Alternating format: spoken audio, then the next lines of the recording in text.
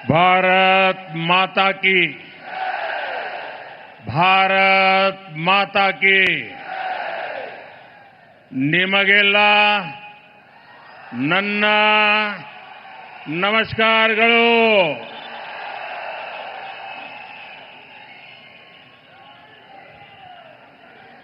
मैं कर्नाटका में बहुत बार आया हूं और कभी-कभी समय अभाव से एयरपोर्ट पर ही इस प्रकार से छोटा कार्यक्रम करके आगे निकल जाता था।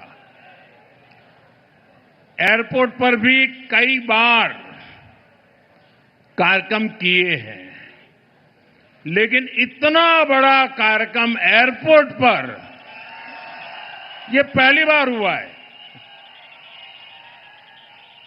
और मैं देख रहा हूं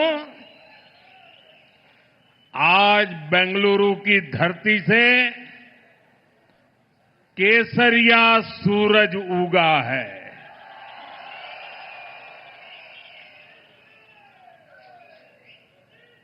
एक भाजपा कार्यकर्ता के तौर पर मैं जानता हूं कि भाजपा का कार्यकर्ता ही इतनी सुबह संगठित होकर किसी कार्यक्रम में पहुंच सकता है। आप यहां इतनी बड़ी संख्या में आए हैं, मैं आपका बहुत बहुत आभारी हूं। और मैं देख रहा हूं आप सबकी आंखों में नजर आ रहा है, जिसको भी सुनने का अवसर आता है तो ऐसा लग रहा है कि बंगाल की जीत भी आप ही की जीत है। साथियों, आज 10 मई की ऐतिहासिक तारीख है।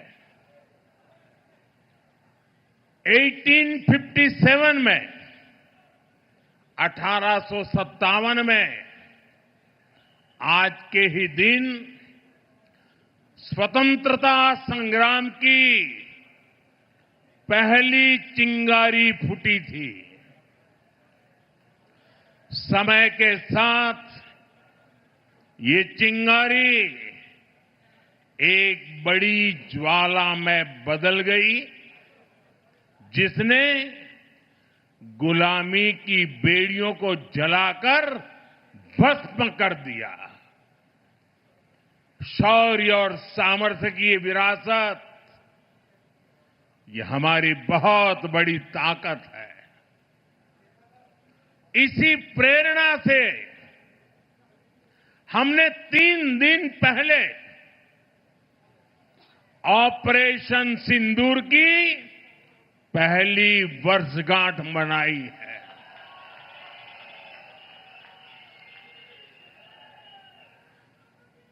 और कल सुबह 11 तारीख को मैं गुजरात के सोमनाथ में रहूंगा। वहां सोमनाथ मंदिर के पुनर्निर्माण के 75 वर्षों का उत्सव मनाया जाएगा। आत्मनिर्भर भारत के लिए, विकसित भारत के लिए ऐसे ऐतिहासिक अवसर हमें नई ऊर्जा से भरते हैं। मैं आज आपके बीच बेंगलुरु की इस धरती से माता अन्नम्मा, उन्हें श्रद्धापूर्वक नमन करता हूं। मैं नाड़ प्रभु केम्पे गौड़ा जी को भी प्रणाम करता हूं। साथियों, आज मैं ऐसे समय में बेंगलुरु आया हूं जब देश में चुनाव परिणामों पर चर्चा चल रही है, पुडुचेरी में लगातार दूसरी बार एनडीए की सरकार बनना, असम में लगातार तीसरी बार एनडीए की सरकार बनना, बंगाल में पहली बार बीजेपी को इतना बड़ा आशीर्वाद मिलना और अभी 2 सप्ताह पहले गुजरात के पंचायत और निकाय चुनावों में इतना भारी विजय हुआ कि गुजरात बीजेपी ने पुराने सारे रिकॉर्ड तोड़ दिए। साथियों, ये सब नया इतिहास रचने वाली घटनाएं हैं। साथियों, ये चुनाव परिणाम भारत की राजनीतिक दशा दिशा के लिए महत्वपूर्ण है। ये भारत के नौजवानों, महिलाओं, किसानों, गरीबों और मिडिल क्लास हर वर्ग का मूड दर्शाता है। इन परिणामों का एक बहुत बड़ा मैसेज ये भी है कि अस्थिरता में घिरी इस दुनिया में भारत की जनता स्थिरता का मंत्र दे रही है। भारत की जनता कह रही है कि हमें स्पीड चाहिए, हमें स्कैम नहीं, सॉल्यूशंस चाहिए, हमें राष्ट्र नीति वाली राजनीति चाहिए। साथियों, आज पूरा का पूरा देश भाजपा की राष्ट्र नीति के साथ कदम से कदम मिलाकर चल रहा है और कर्नाटका तो हमेशा से ही बीजेपी के लिए ऊर्जा का केंद्र रहा है। जब बीजेपी उतनी बड़ी पार्टी नहीं थी, तब भी कर्नाटका ने बीजेपी को एक बड़ी शक्ति बनाया था। आज आंध्रा में एनडीए सरकार है। अगर लोकसभा सदस्यों के हिसाब से देखें तो कर्नाटका में बीजेपी नंबर 1 है। तेलंगाना में बीजेपी नंबर 2 है। पुडुचेरी में बीजेपी एनडीए की लगातार दूसरी बार सरकार बन रही है। आपको याद होगा, सिर्फ 10 साल पहले, यानी पिछले एक चुनाव के पहले, बंगाल में हमारे सिर्फ 3 एमएलए थे। यानी एक चुनाव के पहले, 10 साल पहले जो चुनाव हुआ था, सिर्फ 3 एमएलए। आप आज वहां 200 से भी अधिक विधायकों के साथ भारतीय जनता पार्टी की सरकार है। अभी केरलम में भी हम 1 से 3 एमएलए तक पहुंच गए हैं और जब 3 पहुंच जाते हैं ना, तो वो दिन दूर नहीं जब केरलम में भी बीजेपी एनडीए की संख्या 3 से बढ़कर बहुमत के आंकड़े को पार कर जाएगी।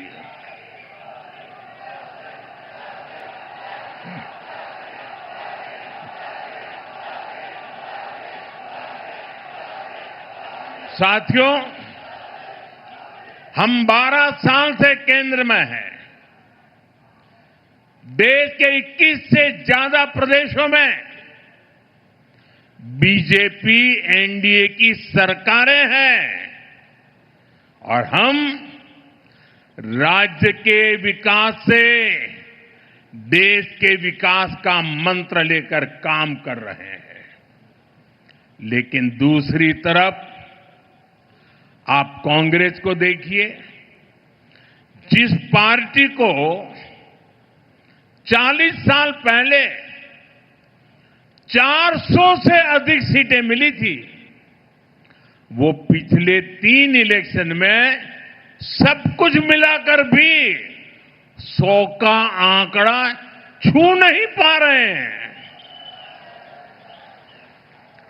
लेकिन कांग्रेस और उसके साथियों का अहंकार इतना अधिक है कि अपनी पराजय के लिए भी वो पूरी दुनिया को दोष दे रहे हैं। संविधान, लोकतंत्र, संवैधानिक प्रक्रियाएं, कोर्ट, इनके प्रति भी घृणा मेरे सार्वजनिक जीवन में मैंने कभी भी किसी भी मेन स्ट्रीम पॉलिटिकल पार्टी को ऐसा करते हुए नहीं देखा था। वो इतनी निराशा की गर्त में डूबे हुए हैं कि गाली गलौज के सिवाय, बद्दी भाषा का प्रयोग करने के सिवाय अब उनके पास कोई एजेंडा नहीं बचा है। साथियों, बीजेपी की सरकारों के लिए लोक कल्याण सर्वोपरि है और ये शब्द नहीं है, हमने जी करके दिखाया है। तभी तो 25 करोड़ लोग गरीबी से बाहर निकले हैं। हमारा मंत्र सबका साथ, सबका विकास का है। हमारा मॉडल गुड गवर्नेंस का है। इसलिए हर राज्य में जनता बीजेपी को दूसरी बार, तीसरी बार फिर से सेवा करने का अवसर देती है। लेकिन कांग्रेस की कोई भी राज्य सरकार दूसरी बार सत्ता में वापस नहीं लौटी है। सरकार बनने के कुछ ही महीनों में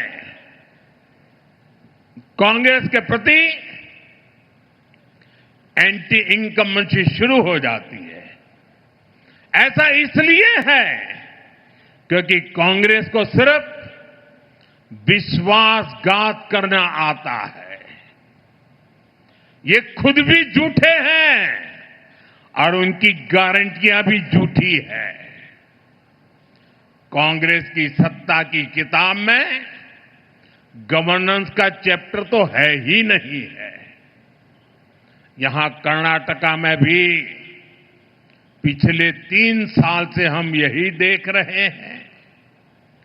जनता की समस्याएं सुलझाने के बजाय यहां की सरकार का ज्यादातर समय आपस के झगड़े सुलझाने में लग रहा है।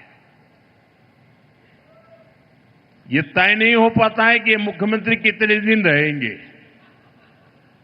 ये तय नहीं हो पाता कि दूसरे को मौका मिलेगा कि नहीं मिलेगा, लटकाए रखा है। इतना ही नहीं, ये मैं देख रहा हूं इनकी इकोसिस्टम, तमिलनाडु में प्रक्रिया चल रही थी और इनकी इकोसिस्टम दिल्ली में बैठे बैठे देश को गुमराह करते थे कि देखो 4 तारीख को नतीजे आ गए, 5 हो गई, 6 हो गई, 7 हो गई, 8 हो गई, तमिलनाडु में सरकार नहीं बन रही है। अरे भाई, केरल में तो पूर्ण बहुमत है, वहां तो बना लो। ये इकोसिस्टम केरल के लिए चुप है। नेता नहीं तर्क पड़ रहे। 2.5 साल की फॉर्मूला करे कि 1-1 साल के 5 मुख्यमंत्री की फॉर्मूला करे, अभी तक उनको नतीजा हाथ नहीं लग रहा है। और अपने पार्टी के नेताओं को भी वादे करना और फिर पीठ में छुरा भोंकना। छत्तीसगढ़ में वही किया, राजस्थान में वही किया, कर्नाटका में अभी भी वो खेल चल रहा है। अब केरला की बारी है। साथियों, हिमाचल में तो कांग्रेस सरकार के हालत सुनकर के आप हैरान हो जाओगे। ये इनकी इकोसिस्टम है, मीडिया वाले बाहर बात आने नहीं देते।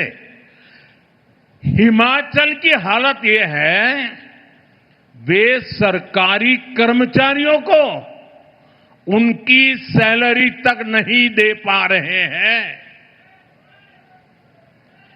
इधर तेलंगाना में क्या हाल है? किसानों को आत्महत्या के लिए मजबूर होना पड़ रहा है। यानी कांग्रेस जहां पर भी है, वहां या तो शाही दरबार की खातिरदारी में खजाने की लूट हो रही है, या लूटे हुए पैसों के लिए झगड़ा हो रहा है। साथियों, कांग्रेस की पहचान आज एक परजीवी पार्टी की बन गई है, और इसलिए वो पहला मौका मिलते ही अपने साथियों के साथ भी विश्वासघात करती है।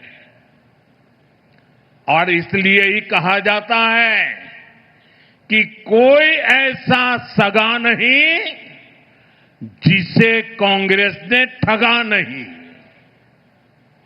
अभी तमिलनाडु में ही देखिए,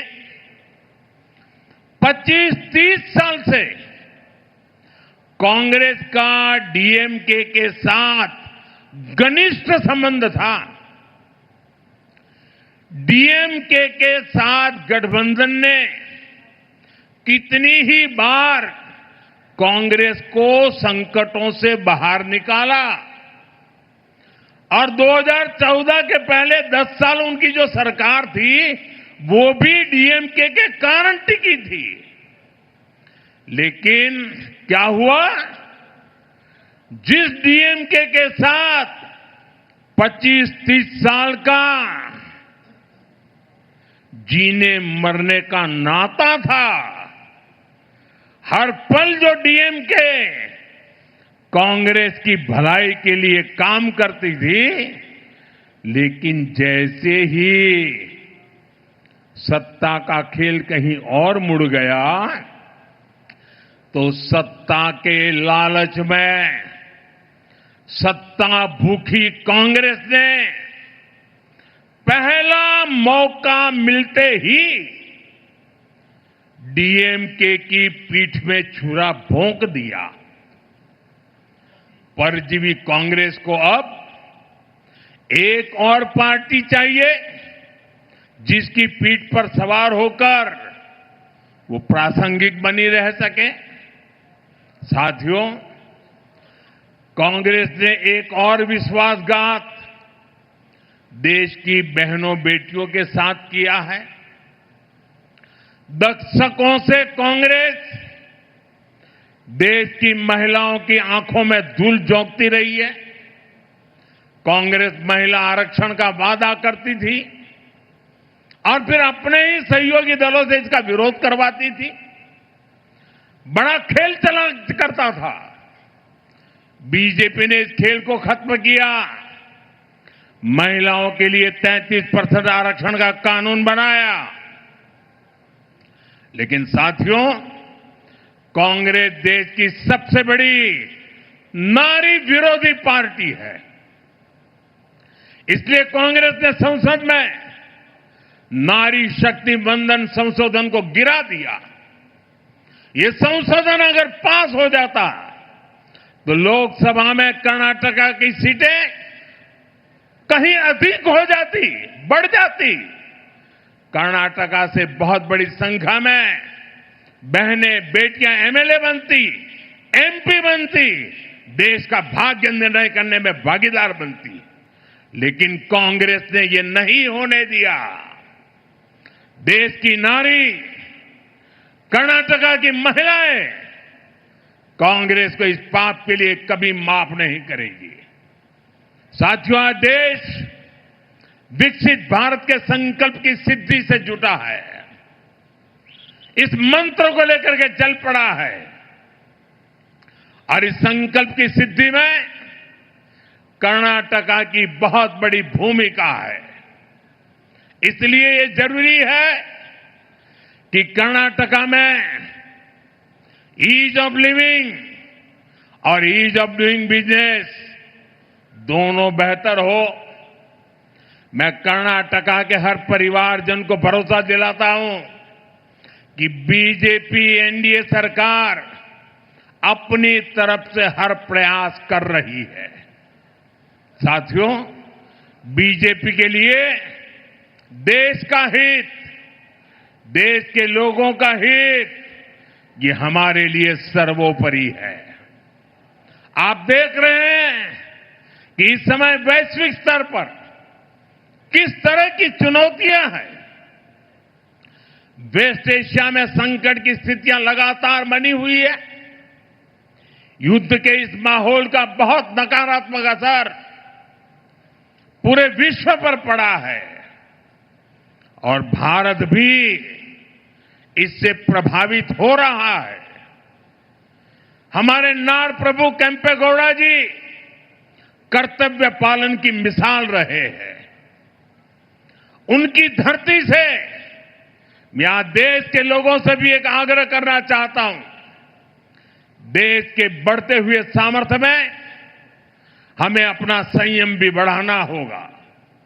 हमें मिलकर संसाधनों को बचाना होगा। देश के हितों की रक्षा करनी होगी। जिस तरह कोरोना काल में हमने संकटों का मिलकर सामना किया था, वैसे ही देशभक्ति की भावना से हमें फिर एक बार भारत को इन वैश्विक संकटों से निकालने के लिए एक साथ खड़ा होना ही होगा। अपने अपने कर्तव्यों पर बल देना होगा। मुझे विश्वास है ऐसा करके हम हर चुनौती का सामना कर पाएंगे।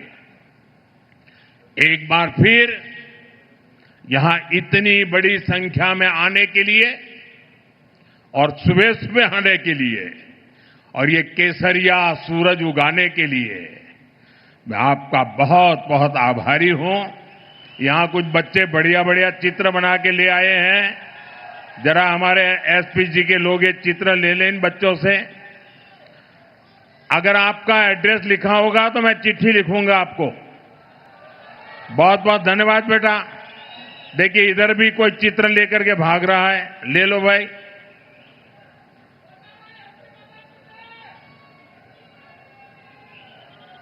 भारत माता की, भारत माता की, भारत माता की। धन्यवाद।